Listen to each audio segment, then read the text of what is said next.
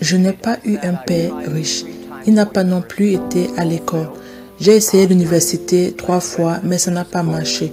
Pour une dernière fois, je suis allée au collège des enseignants qui était considéré comme la 3e ou la 4e année, mais cela n'a pas toujours abouti. J'ai essayé à Harvard 10 fois sans succès. Personne ne voulait me voir. J'ai donc postulé à des emplois et j'ai été rejetée 30 fois. Je suis allée pour un poste de policier, c'était pareil, pas de succès. Je suis même allée au KFC qui est venu s'installer en Chine et nous étions 24 personnes à vouloir du travail au KFC de la Chine. 23 personnes ont été acceptées, mais j'étais le seul gars rejeté.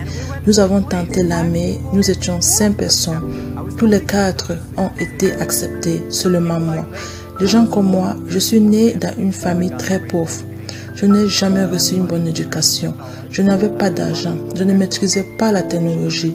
J'ai eu un passé très difficile. Nous avions un oncle ou quelque chose du genre, mais c'était tellement difficile à l'époque. J'étais tellement frustrée. J'enseignais à l'université et mon salaire était seulement $10 par mois. Ce n'était pas facile, mais j'avais gardé espoir et je me suis mis à travailler dur pour faire mes preuves.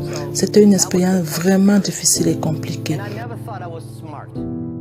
Je n'ai jamais pensé que j'étais intelligent. Honnêtement, les gens disent que vous êtes intelligent et que vous avez une grande vision.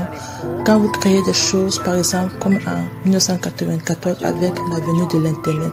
Mais ce n'est pas forcément vrai. J'avais juste besoin de trouver un travail, mais comme je ne pouvais pas en trouver, j'ai décidé d'en créer un pour moi. Personne ne croyait que je pouvais réussir parce que tout le monde me disait ben ce mec pense différemment, il pense follement, il pense à quelque chose qui ne peut pas marcher. Nous avons parlé à plus de 30 à 40 investisseurs en capital risque et tout le monde a dit ben non, laisse tomber. Mais nous avons pu réunir $50 000 américains auprès de 18 fondateurs et avec cela, nous nous sommes lancés. Beaucoup de gens ont dit Alibaba est comme ci, Alibaba est comme ça, le fondateur est mauvais. Oui, c'est vrai, je suis un produit 100% chinois.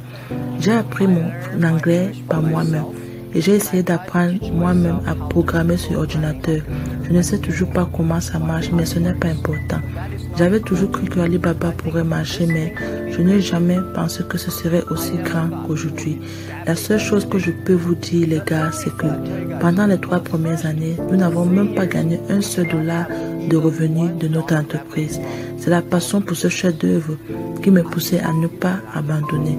Au début, pendant les 5 premières années, je voulais juste survivre. Mais plus tard, je me suis dit, wow, la vie de tant de gens a changé. J'étais tellement excitée. Pendant les 3 premières années, nous avons fait un revenu à $0.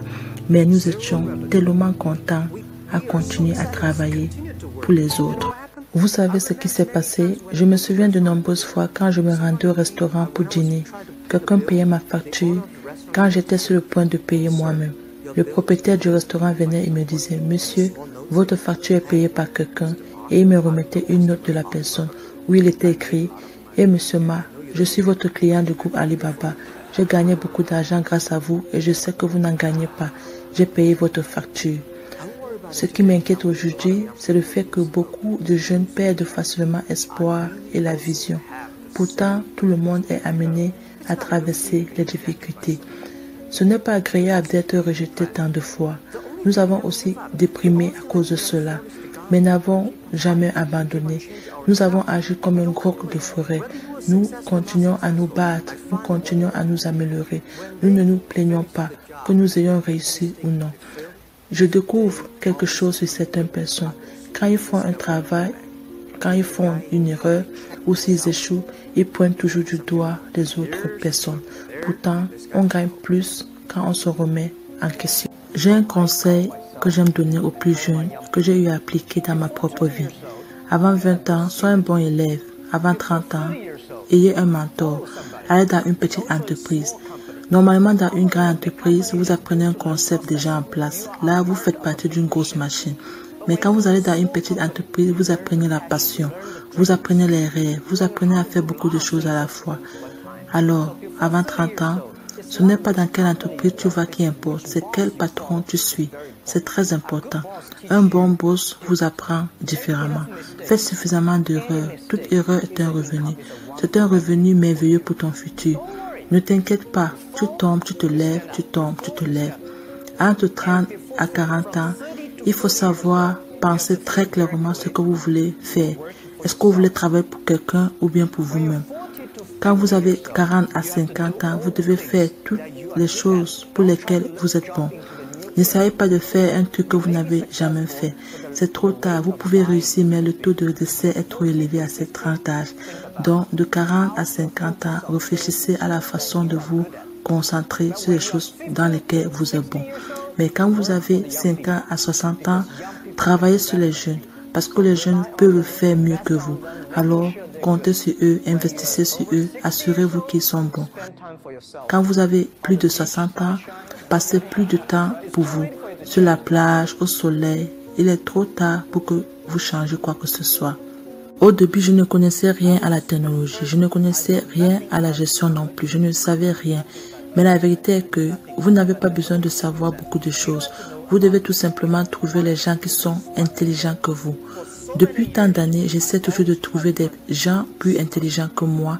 Et quand je trouve autant de personnes intelligentes, mon travail consiste à m'assurer que les personnes intelligentes peuvent travailler ensemble. Et puis si des gens intelligents peuvent travailler ensemble, c'est plus facile de réaliser ta vision en laquelle tu crois.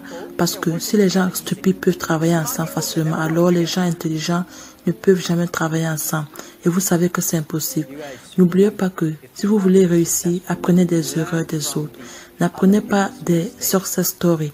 Les success stories ont beaucoup de raisons derrière elles. Ne vous basez pas sur de telles histoires. Apprenez des erreurs des autres, peu importe à quel point vous êtes intelligent. Vous rencontrerez ces erreurs, vous apprenez de vos erreurs, non pas parce que vous pouvez éviter les erreurs, mais pour que lorsque ces erreurs surviennent, vous sachiez comment les gérer. Le livre que je vais écrire est Les 1101 erreurs d'Ali Baba. Ce sont les choses les plus précieuses de ma vie. Dans la vie, ce n'est pas parce que nous avons accompli qui est important, mais ce sont les difficultés et les erreurs qui sont plus importantes. Et d'ailleurs, tout le monde est pareil parce que nous avons tous commencé au même point de départ. Le meilleur atout que vous avez, c'est que vous êtes encore jeune.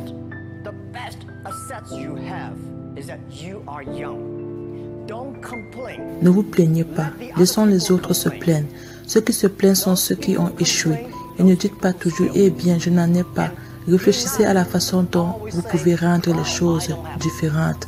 Utilisez votre cerveau pour réfléchir. J'ai vu beaucoup de jeunes gens qui ont des idées fantastiques tous les soirs, mais lorsqu'ils se réveillent le matin, ils courent vers les emplois du bureau. Bousculez-vous, passez à l'action et croyez en quelque chose. Ne vivez pas en vain. Mon autre conseil est que vous devez travailler très dur. Travailler pour les autres ou travailler pour vous-même. Et moi, j'ai choisi ma voie, travailler pour moi-même. Mais travailler pour moi, c'est travailler pour la société. Si vous voulez vraiment travailler pour vous-même, pensez aux autres. Assurez-vous d'aider les autres. Parce que ce n'est que lorsque les autres personnes réussissent, lorsque les autres personnes sont heureuses, que vous réussirez, vous serez heureux.